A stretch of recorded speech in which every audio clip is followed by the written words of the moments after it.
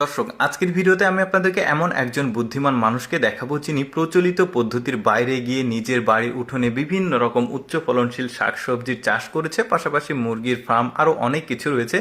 পুরোপুরি ভিডিওটা দেখলে অজানা কিছু জানতে পারবেন আপনারা। দেখুন, এটা তার বাড়ির উঠোন, আর এখানে কত রকমের সবজি, পুঁইশাক দেখলাম, এবার শশা দেখা যাচ্ছে, এই যে দেখতে পাচ্ছেন শশার গাছ, তারপরে আরও অনেক রয়েছে, যেমন এখানে বিভিন্ন রকমের চাল কুমড়া রয়েছে, কুমড়া রয়েছে, বেশ দারুণ কিন্তু। এবং তিনি কিভাবে চাষাবাদ করে, কিভাবে জমি প্রস্তুত করে, সব কিছুই আপনাদেরকে দেখাবো, তাহলে কিন্তু আপনারা নিজেরা অনুপ্রাণিত হবেন।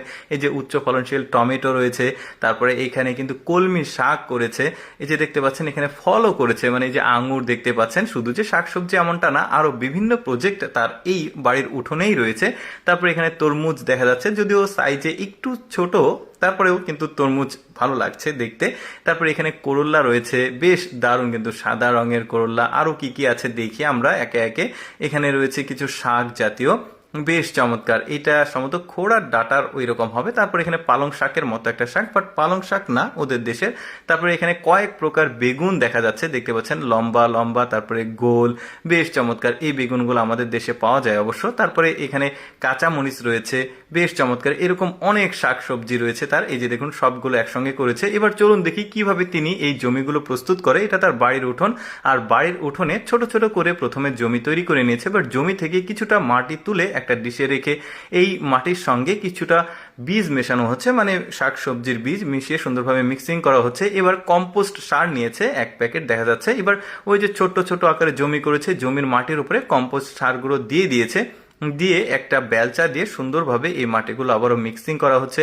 তারপর একটা নিড়ানির মতো এটা দিয়ে মাটিগুলো আরো সুন্দরভাবে ঝরঝরে করে দেওয়া হলো। এবার পানি দেওয়া হয়েছে, পানি কিন্তু একটু বেশি দেওয়া হচ্ছে। পানি যখন শুকিয়ে গেছে, এখন নিয়ে এসে ওই যে বীজ মিশ্রিত যে মাটিটা, ওইটা ছিটিয়ে দিচ্ছে এই জমিটার উপরে। তারপরে গুঁড়ো দিয়ে দেওয়া হচ্ছে, ধানের গুঁড়ো আর কি, গুঁড়ো বা কুড়ো যেটাই হোক।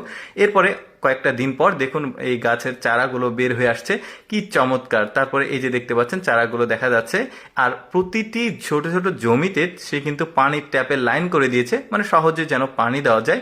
তারপরে নিড়ানি দিয়ে গাছগুলো বড় হলে আরেকটা জমিতে লাগে, নিড়ানি দিয়ে এগুলো কিন্তু সুন্দরভাবে প্রস্তুত করে। ওই যে বললাম তার কিন্তু মুরগির ফার্মও রয়েছে, যে দেখতে পাচ্ছেন, পাশাপাশি শাকসবজির পাশাপাশি সে কিন্তু মুরগির ডিম পাচ্ছে, মুরগির মাংস পাচ্ছে। এই যে দেখতে পাচ্ছেন, সে কিন্তু তার জমির যে তরতাজা সবজি সেইগুলোই খাওয়ায় আর কি, অর্গানিক পদ্ধতিতে। এবার সে এই তার ফার্ম থেকে একটা মুরগি নিয়ে বাকি মুরগিগুলো রেখে দিচ্ছে। এই মুরগির মাংস সে কিন্তু খাবে, একদম সম্পূর্ণ অর্গানিক নিরাপদ একটা খাবার রান্না করছে। দেখতে পাচ্ছেন নিজের বাড়ির সবজি, মানে বাড়ির উঠোনের সবজি, পাশাপাশি নিজের ফার্মের মুরগি, বেশ চমৎকার। দর্শক, কেমন লাগলো এই বুদ্ধিমান লোকটার বুদ্ধির এই মানে শাকসবজি চাষের